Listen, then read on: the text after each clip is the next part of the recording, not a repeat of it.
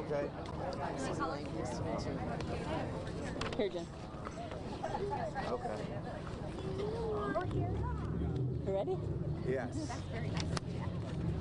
All right. Hi, everybody. I'm Nan Whaley, Mayor of Dayton, in the beautiful, wonderful Oregon District in downtown Dayton, right?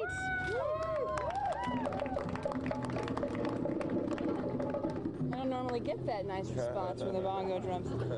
So 9 of our neighbors came to celebrate in the Oregon District a little over a week ago, and now 9 families are dealing with incredible sorrow.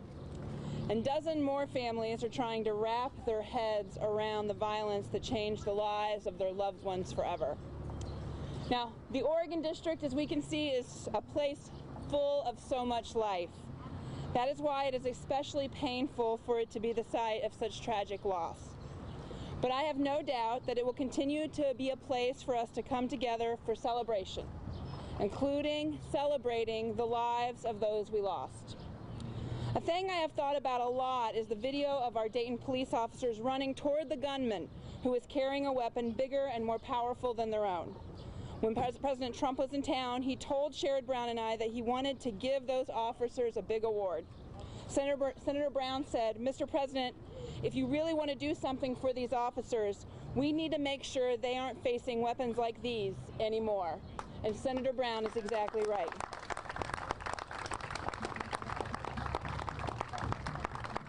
If this sort of shooting can happen in Dayton, we know it can happen anywhere. But if we begin to solve these issues in Ohio, we can solve them everywhere. I've been so thankful that Governor DeWine has shown such leadership and is willing to push real common sense gun policies forward. Now, I'm also so thankful that John Legend is here. When I've been asked about what people can do, I have said they need to come down and support local businesses in the Oregon District, and that is exactly what John just did. Right.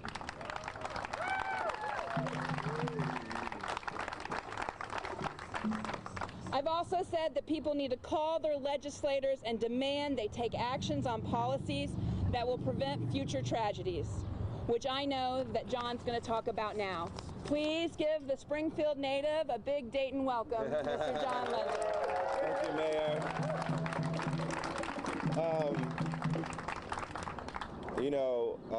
I want to thank the mayor because we've been walking around this area, and she's been showing me around and showing me the resilience and the wonderful spirit of all the shop owners and all the patrons of all these wonderful shops in this area. And I want to thank her for her leadership, her toughness, her great spirit. She's been a great representative for this area. And I live in Los Angeles and I see a lot of national news. I don't see my home area on the news a lot when I see the national news, but she's represented this area so well, and we should all be proud that she is the mayor of Dayton, Ohio. I want to thank Moms Demand Action for Gun Sense in America for the work that they continue to do. In the span of less than 24 hours last weekend, America experienced 2 major mass shootings, one here in the city of Dayton, one in El Paso, Texas. And over that same weekend, at least 7 people were killed by gun violence in Chicago, and at least 46 more were wounded by gun violence in Brooklyn, Philadelphia, and other cities across this country. We've gotten too used to this. These are our communities, places where our families and our friends live, our loved ones live. And as a native Ohioan, it's so heartbreaking to see this gun violence exacting such a heavy toll so close to home. I just met one of the sons of one of the women that we lost last week, and it's heartbreaking to see, heartbreaking to feel. And I know it's easy to sink into despair at times like these. We see the images of grieving families, we meet them, we feel like there's nothing that we can do, but giving up is really not an option. We have to be able to live without the fear of being shot. We have to come together to make sure we do something about it. We don't have to live like this. There are meaningful actions that we can all take to stop gun violence in this country.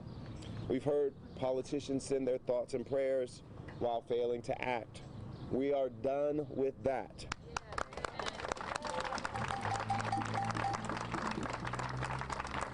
As the crowd at last week's vigil chanted, the time has come to actually do something.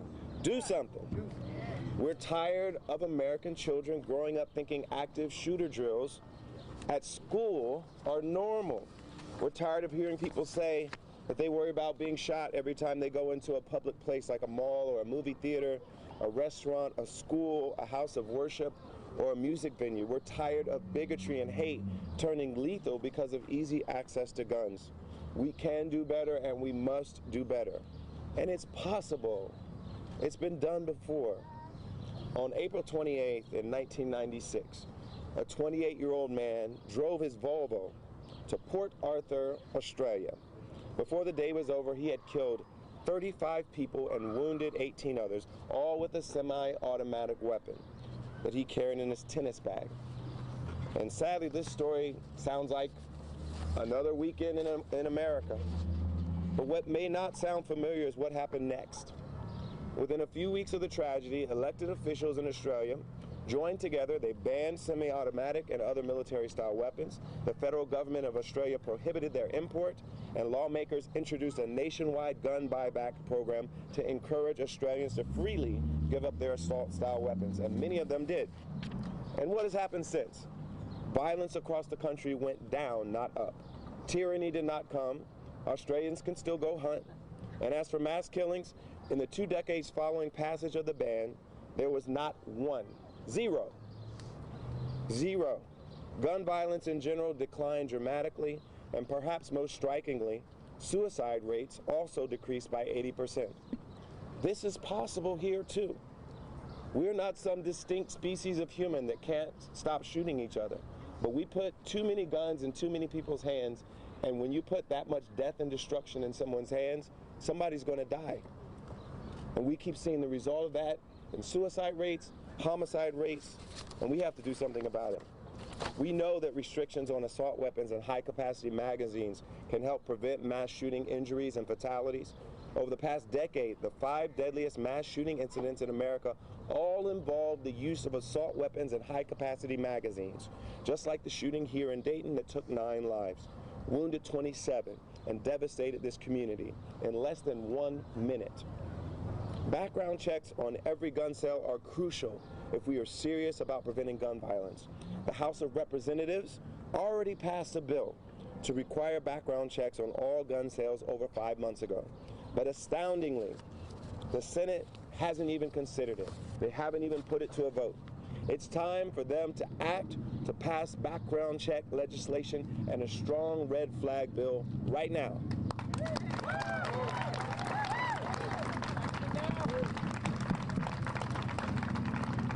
The NRA claims to represent gun owners, but they really represent gun manufacturers, people who make money off of selling guns. So they want us to believe that the way we solve this problem is to arm people even more. More people need guns. Teachers need guns. We need guns everywhere. Everybody's got to have a gun to protect each other from everyone else's guns. But we're just escalating the violence, escalating the fact that we're armed to the teeth, and we're not making anybody safer. America has more guns than people. We have almost 400 million guns in a nation of 300 million people. That logic does not stand up. Here's the deal with guns in Ohio. It's legal to possess assault weapons and high-capacity magazines, and Ohio does not require background checks on all gun sales. Right here in Ohio, a person can openly carry a semi-automatic rifle in public with no background check, no permit, and no safety training. Acts of violence like the one that happened here just 1 week ago do not belong in our country. We can live together in peace. We can stop killing one another. And I'm asking everyone to join me, join Moms Demand Action. We want you to join us and say, we need to have some common sense gun legislation that protects Americans and makes us all safer. We need to stop arming each other to the teeth. We need to stop killing one another. Let's fight together. Let's call our Congress people. We can text CHECKS, C-H-E-C-K-S, to 64433 to be connected with your senators and urge them to take action right now on background checks and the red flag law.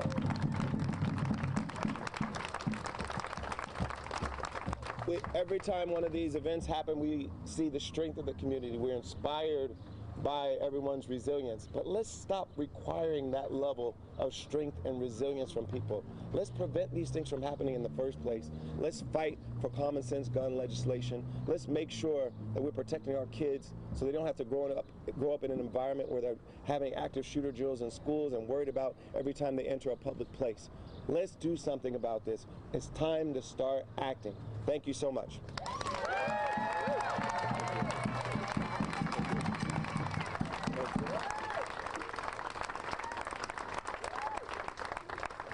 Any questions? Sure. Do you guys have any questions? What's your night look like tonight? Well, we're going to spend some more time in this area, and we're going to do a little performance. Where's the bar there? What's the name of the bar? It's down Blind the way. Bob's? Yeah, down the way. Blind Bob's Bar. We just want to encourage people to know that this district is open for business, and want to encourage people to keep coming back here and hopefully inspire the community and do as much as we can to support the community. What was your initial reaction walking by the memorial there and seeing the names in person? It's heartbreaking. I met one of the sons of a woman that was killed here last week, and that's when it really got to me, because I just think about my kids and what it would be like for them to lose one of us in that same situation, and it's heartbreaking. The morale of the city, how do you think that the city can move forward from this just emotionally? Well, I think folks are coming together, you know, and we're all resilient. We all try to be strong, but this is a traumatic thing, you know, and we need to stop having to go through these kinds of traumas. We don't have to do this. We've got to do better, and it's tough to deal with. It's really hard to deal with, but I know everyone's going to come together and support each other.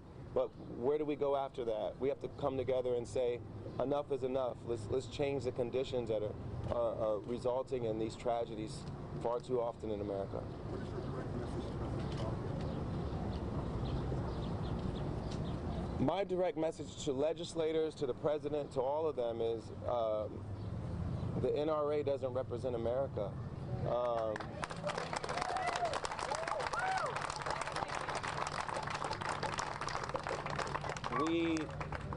This whole nation, the polls are dramatically in favor of background checks, dramatically in favor of an assault weapons ban, and they're allowing a very tiny lobbying group that represents the manufacturers of guns, people who profit off of the sale of firearms. It's allowing that very tiny group to dictate a policy that affects all of us. How many more people have to be killed for us to realize that this isn't working? And if you claim to represent the interests of the American people, then you need to be doing your job in a way that makes everyone safer, not to curry favor with a small lobbying group. Being an Ohio native yourself, does this hit home for you? Oh, it hits home, absolutely. But it's got to hit home every time it happens, because we have to see each other's humanity no matter where we live and no matter where these incidents happen. They're happening all over the country. Last weekend it was right here in our own backyard, but next weekend it could be somewhere else. And we just have to say enough is enough. John, what do we do when we have a president that doesn't know how to listen or possibly read?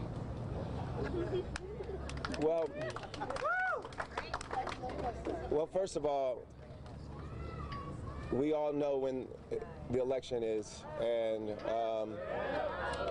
you have to vote. We can't be apathetic. You know, our system is run by a lot of people, not just the president. It's run by legislators. It's run by state and local officials as well. And we need to hold all of them accountable, and we need to all be present and be heard in our elections so that all of them know we're paying attention and we expect them to do the people's work.